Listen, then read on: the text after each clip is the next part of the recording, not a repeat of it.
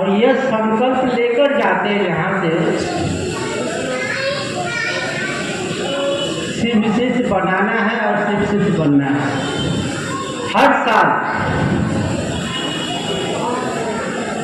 कहा जाता है कि उम्र बढ़ते जा रहा है और डगर रास्ता छोटा पड़ता है।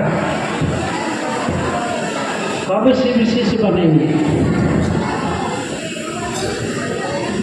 कब शिव शिष्य बनेंगे?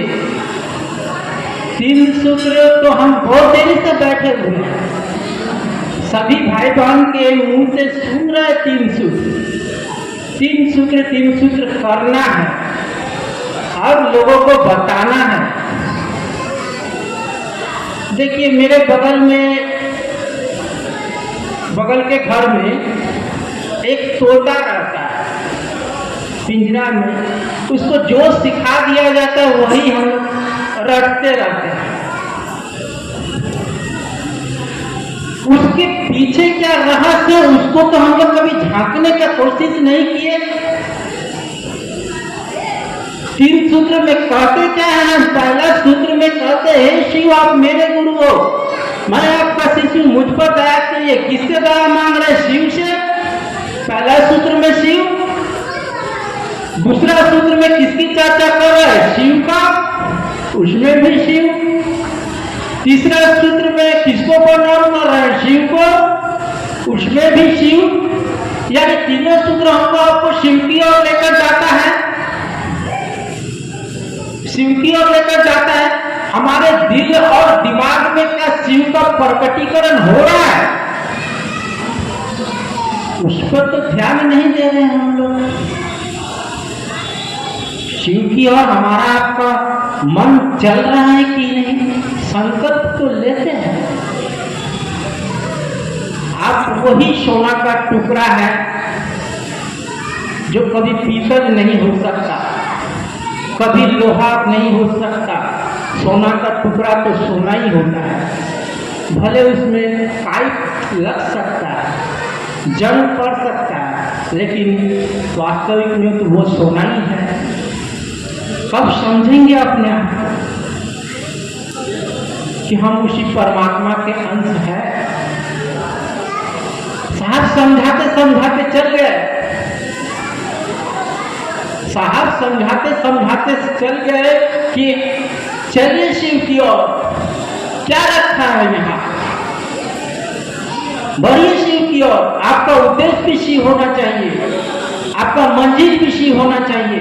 आपको शिव बनना है, शिवता का उद्देश्य यही है, आपको शिव बनना है।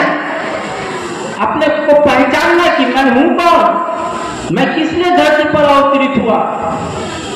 मैं तो शरीर नहीं, साहब कितना बार समझा चुके हैं, मैं तो शरीर नहीं हूं।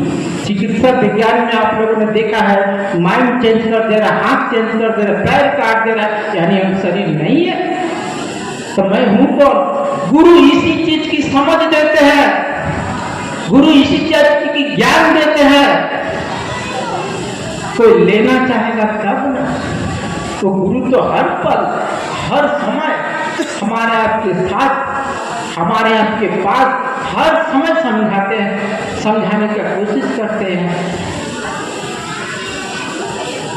इसके लिए हमको आपको साहब और दीदी की दिशा अनुसार गुरु कार्य करना है। शिष्य का, गुरु का हाथ पैर शिष्य ही होता है। हम ही आपको इस कार्य को आगे बढ़ाना है। मनसा वाचा कर्मणा, ये तीनों ठीक रखना है और गुरु के प्रति हमेशा ईमानदारी, हमेशा ईमानदारी। गुरु कार्य में बेईमानी कभी नहीं, साहब को बर्दाश्त नहीं, किसी को भी बर्दाश्त नहीं। गुरु कार्य हमेशा ईमानदारी से करे। गुरु आपकी हर मनोकामना, हर इच्छा आपको स्वतः पूर्ण होगा। आपको उस लौकिक मनोकामना के लिए कुछ सोचने की दरकार नहीं है। अरे आप महागुरु महादेव के शिष्य हैं, लौकिक मनोकामना के लिए क्या सोचते हैं? कौन दिन का मेहमान है ये हम लोग। लौकिक मनोकामना स्वतः पूर्ण होगी आपका जब आप गुरु कार्य को ईमानदारी से करेंगे। आपकी हर मनसा, हर मनोकामना मनोकामना महादेव पूरा करेंगे। साहब दीदी का आशीर्वाद होगा। इसी तरह हम लोग को गुरु कार्य को बढ़ाना है। आज बहुत सौभाग्य की बात है, सभी गुरु भाई बहन हमारे धनबाद से भी आए हैं, दुर्गापुर के भी सभी गुरु भाई बहन पहुँचे हैं।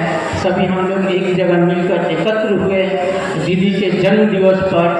बहुत अच्छे से कपिल भैया आज जन्म दिवस का बहुत अच्छे से यहाँ पर मनाने का प्रयास करेंगे। हम लोग व्यवस्था रखे हैं कपिल भैया। चलिए आज इतना ही कहकर आप सबको मिलाते हैं।